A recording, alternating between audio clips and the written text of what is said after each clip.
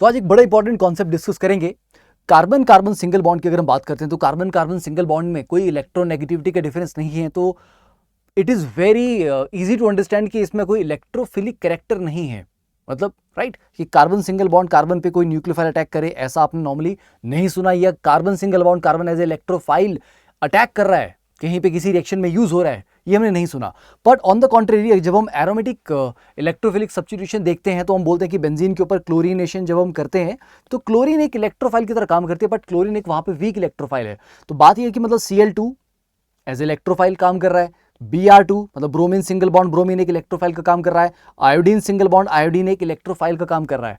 तो ऐसा क्यों है कि ये सिंगल बॉन्ड इलेक्ट्रोफिलिक है जबकि carbon carbon single bond electrophilic नहीं है? तो मॉलिक्यूलर ऑर्बिटल थ्योरी के थ्रू इसको समझते हैं। बहुत बेसिक है, बहुत फंडामेंटल है, बट काफी सारे आपके फंडे क्लियर होंगे और आपको कॉन्फिडेंस आएगा ऑर्गेनिक केमिस्ट्री में। देखिए, जब भी हम रिएक्शन की बात करते हैं, मोस्ट ऑफ द केसेस में ऑर्गेनिक में जो रिएक्शन होते हैं वो एक न्यूक्लियोफाइल और एक इलेक्ट्रोफाइल के बीच में होते हैं। न्यूक्लियोफाइल आपके पास एक इलेक्ट्रॉन रिच स्पीशीज है, राइट, और इलेक्ट्रोफाइल क्या है? जिसके पास इलेक्ट्रॉन पेयर एक्सेप्ट करने के लिए एक वेकेंट ऑर्बिटल अवेलेबल रहता है। तो हम न्यूक्लियोफाइल से एरो लगाते हैं इलेक्ट्रोफाइल की तरफ, इस तरह से हम रिएक्शन की मूवमेंट शो करते हैं।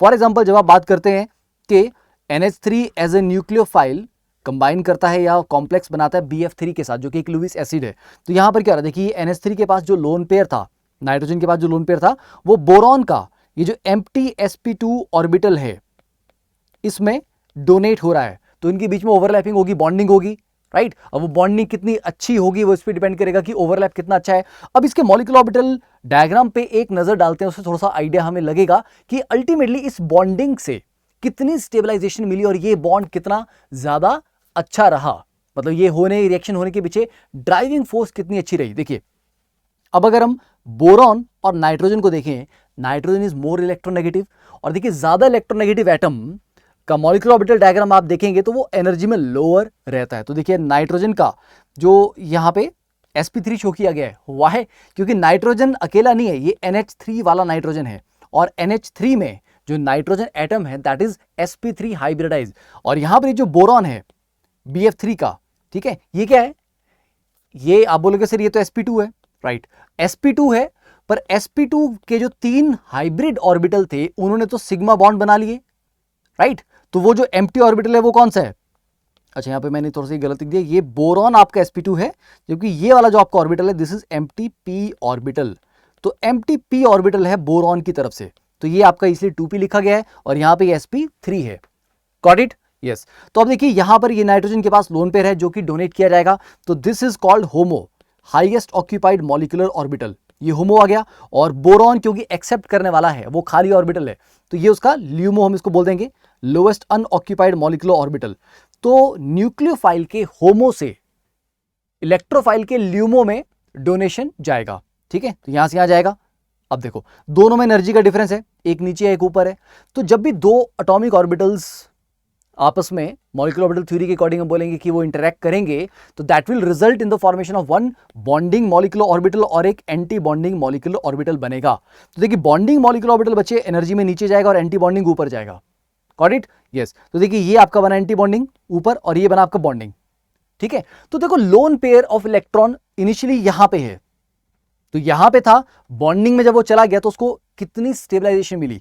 इतनी सी, बहुत ज्यादा नहीं है ये, पर ठीक है, फिर भी ठीक ठीक सी है। तो इतनी स्टेबलाइजेशन इसको मिली, इसीलिए हम कहते हैं कि ये रिएक्शन जो था ये फेवरेबल था, because there was some energy gain, थोड़ा सा स्टेबलाइजेशन उसको मिला, इसीलिए ये रिएक्शन हुआ। ओके, तो this bonding leads to this much of energy, like gain in energy, और you can say loss in energy leading to stabilisation, ठीक है। तो ये क्लियर है, एंटी बॉन्डिंग ऊपर चला गया, काफी ऊपर चला गया, ठीक है। तो बॉन्डिंग और एंटी बॉन्डिंग के बीच का गैप भी काफी बड़ा है। तो अब अगर इसके बाद मान लीजिए कोई और एक लोन पेयर आना होता, मान लो अगर आना होता, तो कहां जाता वो? ये वाला तो ऑर्बिटल भर चुका है, तो ऑब्वियसली अब जो एम्प्टी ऑर्बिटल बचा वो ये वाला था, पर ये एनर्जी में काफी ऊपर है, तो हाई एनर्जी में इलेक्ट्रॉन जाने की टेंडेंसी रखता है क्या? नॉर्मली नहीं रखता, ठीक है। चलिए, अब इसी के ऊपर आगे और थोड़े केसेस देखते हैं। अब देखिए, अब एक इलेक्ट्रोफाइल और न्यूक्लियोफाइल, अभी आपने जो देखा वो इलेक्ट्रोफाइल और न्यूक्लियोफाइल के बीच की ही इंटरेक्शन थी। अब यहां पर देखिए, इलेक्ट्रोफाइल और न्यूक्लियोफाइल के बीच में इंटरेक्शन है, पर दोनों एनर्जी में थोड़े क्लोज हैं। तो क्लोज होने से क्या फर्क पड़ा? देखो, ये जो न्यूक्लियोफाइल का पेयर ऑफ इलेक्ट्रॉन है जो कि डोनेट किया जाएगा, ठीक है, ये थोड़ा सा पहले के कंपैरिजन में, पहले ये थोड़ा नीचे था, अब ये थोड़ा सा ऊपर चला गया है, ठीक है। तो जो डोनेट करना होता है ना इलेक्ट्रॉन, वो थोड़ा हाई होता है एनर्जी में, तो अच्छी बात है। क्यों? क्योंकि हाई होगा तो लेस स्टेबल होगा, लेस स्टेबल होगा तो जल्दी डोनेट किया जाएगा। अगर लोअर होगा तो बहुत स्टेबल होगा, स्टेबल होगा तो बोलेगा यार मुझे क्यों डोनेट कर रहे हो, मैं तो ऑलरेडी बहुत स्टेबल हूं। तो ये वाला इलेक्ट्रॉन पेयर थोड़ा हाई है, अच्छी बात है। और इलेक्ट्रोफाइल का एम्प्टी ऑर्बिटल जितना लो हो उतना बेटर है। क्यों? क्योंकि लोअर ऑर्बिटल है, एनर्जी में लो है, तो इलेक्ट्रॉन उसमें जाना चाहेंगे। हाई होगा तो इलेक्ट्रॉन बोलेगा यार इतना ऊपर भेज रहे हो, इतना हाई एनर्जी में भेज रहे हो, मुझे अनस्टेबल कर रहे हो, ठीक है। तो अभी इनके बीच में गैप कम है, इसीलिए जो बॉन्डिंग और एंटी बॉन्डिंग बन रहे हैं, देखो इस पेयर ऑफ इलेक्ट्रॉन में एनर्जी का गैप काफी बड़ा है, पहले से कंपैरिजन में ज्यादा है, तो उसको ज्यादा गेन होगा एनर्जी में, मतलब ये वाला बॉन्ड और भी ज्यादा अच्छा बनेगा और जल्दी बनेगा, स्ट्रांग बनेगा, तो ये ज्यादा फेवरेबल कंडीशन है। तो इलेक्ट्रोफाइल और न्यूक्लियोफाइल का कभी भी कोई पूछे होमो और ल्यूमो का एनर्जी आपस में कैसी होनी चाहिए, बहुत दूर दूर होनी चाहिए या कंपेरेबल होनी चाहिए, तो आप कहेंगे कंपेरेबल होनी चाहिए।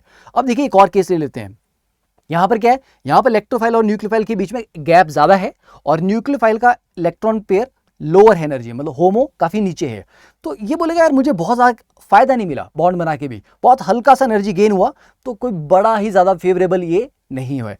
एंड अगर मान लीजिए गैप बहुत ज्यादा होता है इनके बीच में, ठीक है, फॉर एग्जांपल ये वाला केस देख लीजिए, तो इस वाले केस में अगर मैं कहूं आपको कि यहां पे गेन हमारे पास कितना है, यहां पर ऑलरेडी एनर्जी लेवल बहुत ही ज्यादा होमो का नीचे है, तो इतना लोअर एनर्जी लेवल होने की वजह से क्या हो जाएगा, अब जो गेन है स्टेबलाइजेशन का वो बहुत ही कम है, निग्लिजिबल है। तो ऐसे केस में एक इलेक्ट्रोफाइल और न्यूक्लियोफाइल के बीच में बॉन्डिंग करने का कोई स्कोप नहीं है, कोई ज्यादा स्टेबलाइजेशन आपको नहीं मिल रही। तो इसलिए हम ये कह सकते हैं कि बेस्ट न्यूक्लियोफाइल कौन से हैं, which have high energy occupied molecular orbital, HOMO ऊपर होना चाहिए, और अच्छे इलेक्ट्रोफाइल कौन से हैं, जिनका ल्यूमो थोड़ा सा रिलेटिवली नीचे होना चाहिए। अब देखिए कुछ सिग्मा बॉन्ड इलेक्ट्रोफिलिक होते हैं, उनमें डाइपोल मूवमेंट बिल्कुल भी नहीं है, फिर भी वो इलेक्ट्रोफिलिक होते हैं, जो आपको मैंने क्वेश्चन में एग्जांपल भी दिया था कि क्लोरीन क्लोरीन है, ब्रोमीन ब्रोमीन है, जबकि कार्बन कार्बन के बीच में तो सिंगल बॉन्ड है, पर कार्बन सिंगल बॉन्ड कार्बन आपका इलेक्ट्रोफिलिक बिल्कुल भी नहीं है। तो what is the reason for that, एक बार इस स्टेटमेंट को पढ़िए, you can pause the video here.